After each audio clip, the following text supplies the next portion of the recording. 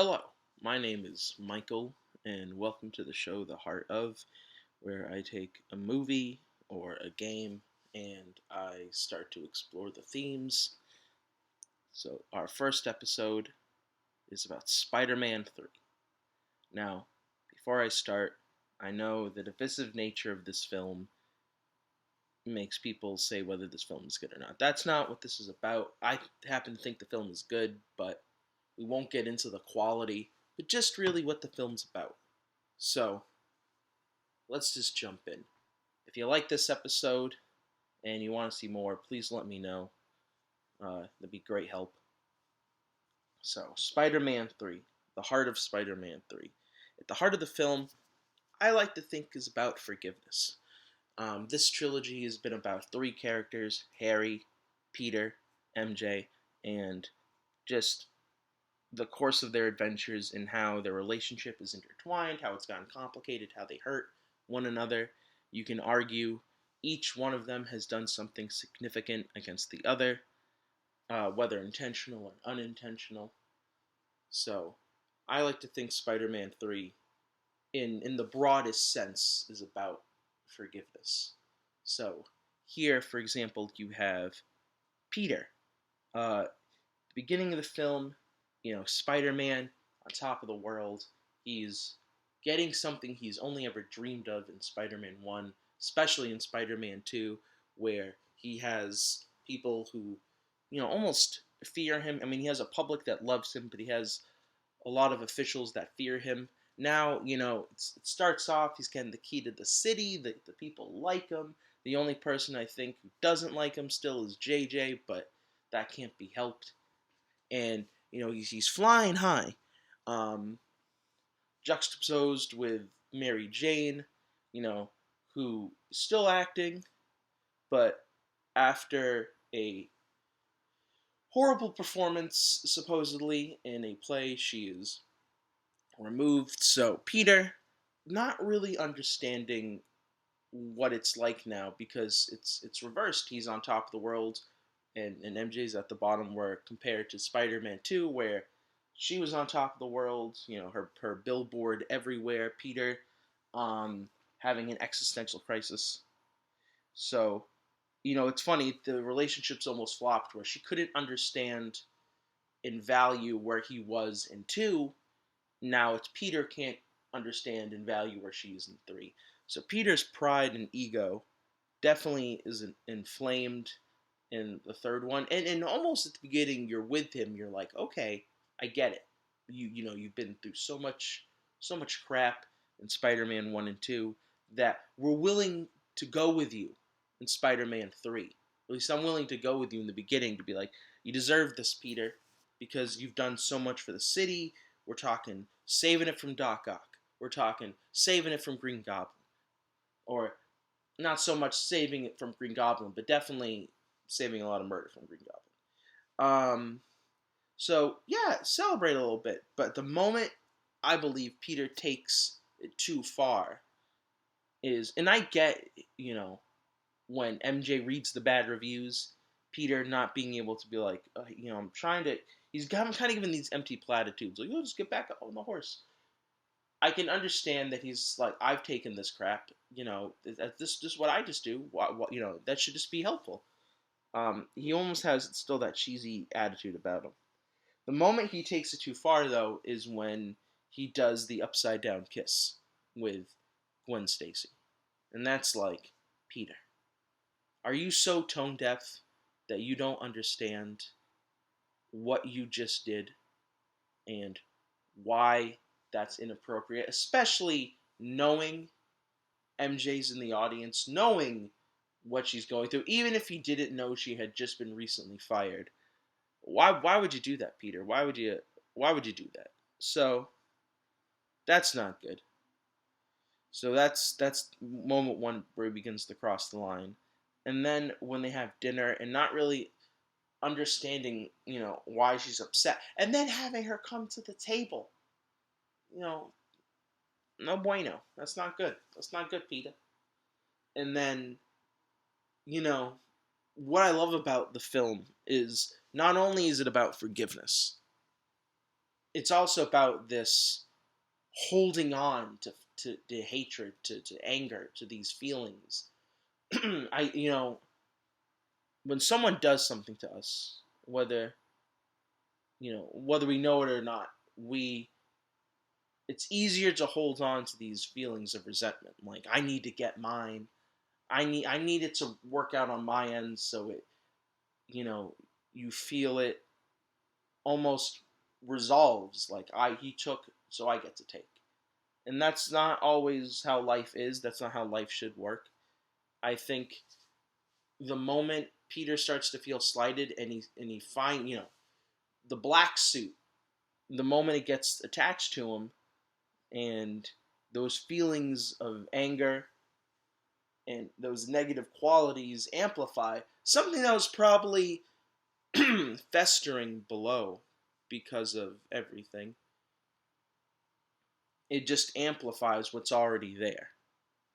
You can argue that, oh no, it's the black suit that made Peter act like this, but I like to think it was already there. So, so these are Peter's transgressions throughout the film. Then you get um, MJ's, where instead of communicating with Peter and saying, "Hey, this is how I feel right now," like, she tries, but then she kind of abandons it pretty quickly. There's a moment where she goes to try to call Peter, and she calls Harry instead. So Harry, at the beginning of this film, uh, is in kill Peter mode, because after the events of the second film, um, he knows the truth that Spider-Man killed. In his mind, Spider-Man had killed his dad, so he's just like, you know what? It's kill Spidey time. This is. I'll get back to it in a second. Let's go back to MJ. So Harry gets hit on his head and falls into amnesia. So MJ, in this moment of vulnerability, calls Harry. It's a very human mistake. I don't think she's an awful person because of it, but it's a very human mistake. So she calls Harry, and she's just like, I just need a friend right now. And she goes to Mac on him. It was a little smooch at the end of the scene. They're in the kitchen, they're dancing, they're making food, and first she's like, "Oh, I'm sorry, I shouldn't have done that." And then kind of realizing what she did, kind of runs away, and everything snaps back for Harry, and he realizes, "Oh, this is who I am," and everything. The amnesia thing I was never really particularly crazy about, but I see, like, oh, okay, you have Sandman, you have Venom, you gotta develop these characters, and you can't have Harry suddenly running around trying to kill Peter the entire time. So, but what I like is about that element is gives Peter a chance to be like, maybe this can all blow over for me.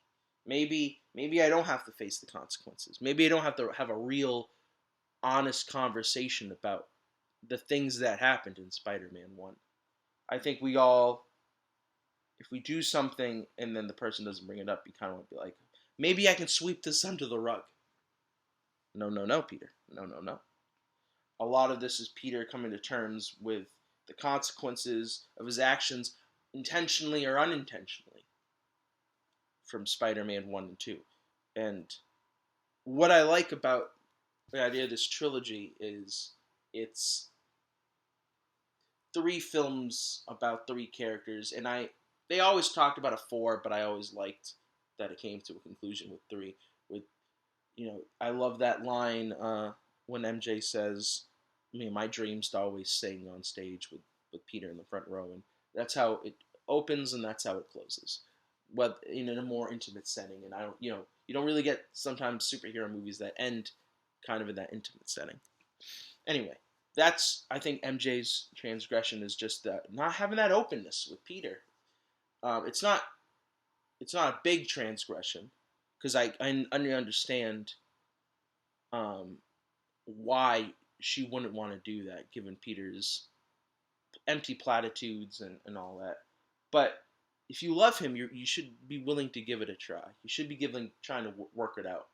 And you know, for Harry, it's not wanting to listen.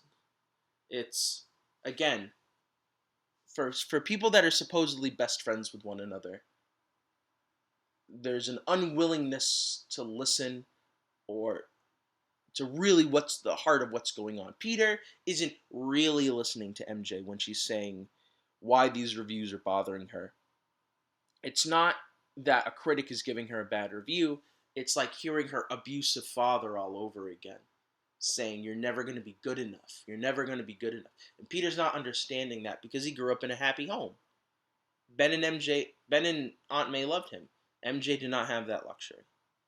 So he's not understanding in that moment what it was really like for MJ, why she's triggered, why she's brought back to that place.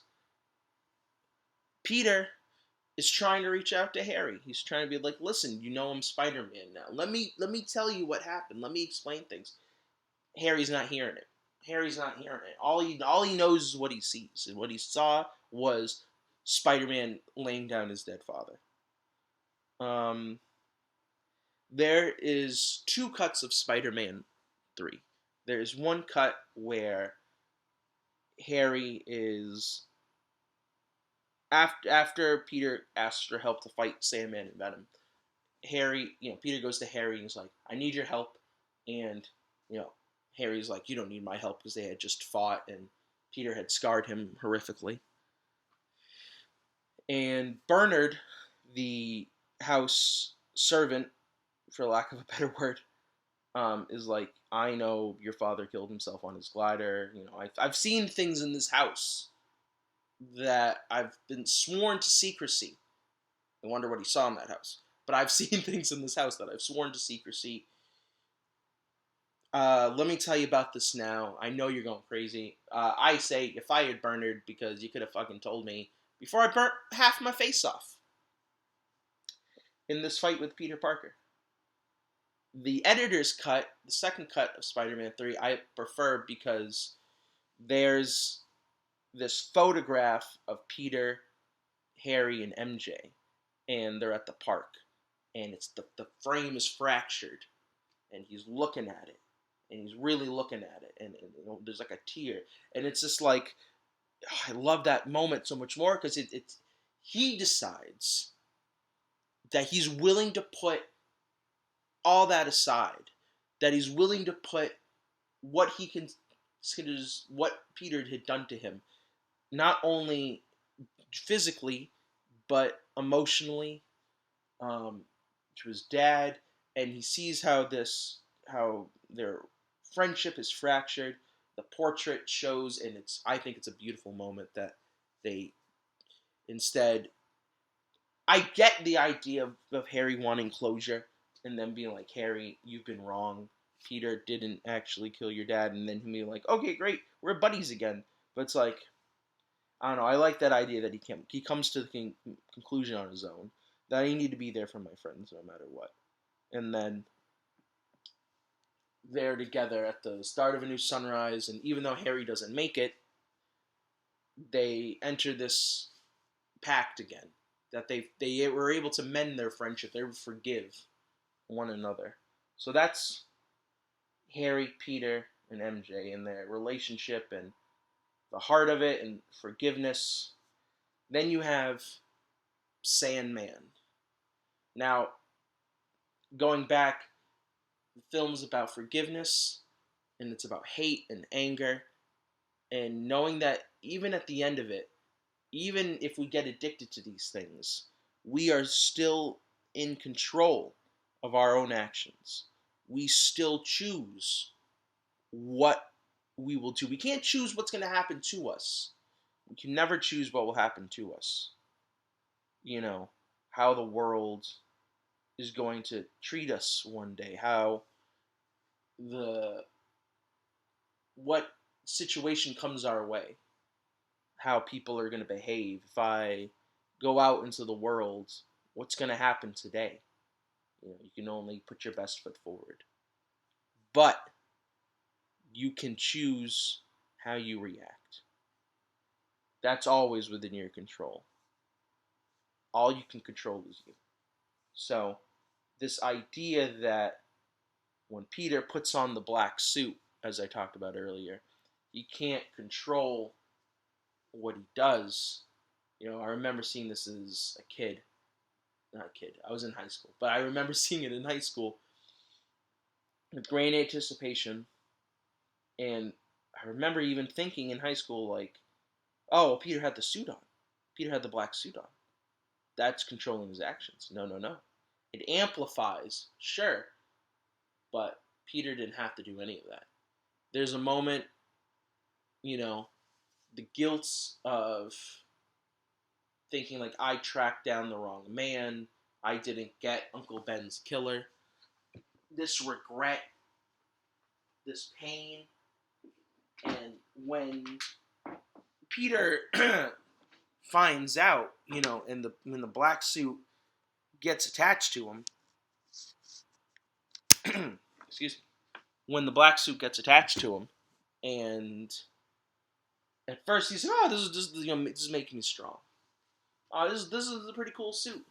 And when he hears about where Sandman is over the radio, over the police scanner, and he's like, there he is. I gotta go get him. What's the suit? What's the suit he goes to? He goes to the black suit. He doesn't go to the red suit. So he starts leaning on that crutch immediately. As soon as it's like, it makes me stronger. I gotta go with that suit. And for a second you're like, oh, I get it. And one, it looks cooler, and two, like, yeah, it makes you stronger. Why wouldn't you use that suit? But the moment murder was on the table, and Peter just unleashes the water floods, and supposedly in his mind at that time he doesn't understand that Sandman survived. Murders Sandman and is like, but he murdered Uncle Ben, so it's fine. The fact that didn't freak Peter out, that he was fine with it, is an awful sign. Is the beginning of the end for Peter, and he should have known. And it's a lot of, you were raised better than this, Peter. You should know better than this. So Peter starts to lay on it like this crutch. And it's interesting, throughout the film you have these moments where Peter's doing stuff, and he almost like he knows it's the wrong thing, and he rubs his chest, and it's almost like reassuring, like, no, this is the right move. This is what I should be doing right now. Like when he goes to the Bugle, and his rival Eddie is there, and he has this like photo of Peter stealing money, this fabricated photo, and he starts to, like, he's contemplating, what do I do in this moment? How do I react to this? Rubs his chest before he slams him against the wall, and then he's like, you're gonna ruin me. A lot of that's brought on Eddie, and I can't blame Eddie's downfall. Some of it's self-inflicted. He shouldn't have done that, but Peter took him down brutal. Question, was there a way to not have it be brutal? Could you do that in a way where Eddie doesn't go down brutally? I don't think so. But yeah, the rubbing of the chest, and you see it in other places when he's at the club, after his whole song and dance to humiliate MJ. And again, the rubbing of the chest. I'd be remiss to not mention, people don't like this movie because of the Peter dancing, down the street when he has that self-confidence of like, oh yeah, I'm cool now. Peter Parker never knew what cool was, so to me that was always like a juxtaposition to the raindrops falling on my head scene from Spider-Man 2. That scene was just as cheesy and just as silly, so I have no problems with that scene. It's cringy, and the world looks at him like a cringe ball. Like, no one likes it, and even in the scene, that's the point. Peter's like, what are you doing, dude? You're acting like an idiot. Okay, sorry about the sidebar, but had to get that out of the way. So anyway, Peter's laying on this black suit like a drug. The drug alcohol metaphors there has been talked about by the producers. Even if Sam Raimi doesn't really like Venom, in which I think is fine. I think he did the best with the character that he could. I think the black suit stuff was great. I think how Chovy played it was great. Um, so Peter relays on this suit as a drug. Sandman having killed Uncle Ben. The idea of like that wasn't the whole story. It wasn't like one day he woke up like I'm trying to kill somebody. But you know, he didn't have to rob anyone either. He didn't have to go to that length of crime trying to get money for his daughter. And I think people say like, "Oh, you know, Sandman's a bad guy because he." The film has a lot of empathy towards him, and what's a problem again with the theatrical cut? There are these scenes in the editor's cut that really amplify this, that show that like this is a man that had been pushed against the wall, that had no options left, that felt he had no options left, and and felt this pressure that he needed to provide for his daughter. You know, she's dying. He needed something quick. And if you don't give someone opportunities and they're desperate enough, they're going to make opportunities, whether that be legal or illegal. Not saying it's right, but you know, someone feels pressured enough. I just saw the movie Transformers: Rise of Beasts, and it's a very similar scene where it's like you push someone far enough, they're gonna go to something because if they feel like they're getting nothing and they can't get anything, they're gonna try to do something. So the moment where he kills Uncle Ben is a total accident, and the moment he has with Peter, you know, Peter's not willing to hear it. He's not willing to hear this man struggle, this accidental death, the way Harry wasn't able to hear him about this accidental death with Green Goblin. And when he's in the suit, he almost becomes Harry. You know, he wants to talk about Harry, but here he is in a single-minded pursuit to kill Sandman. He's acting just as Harry treats him.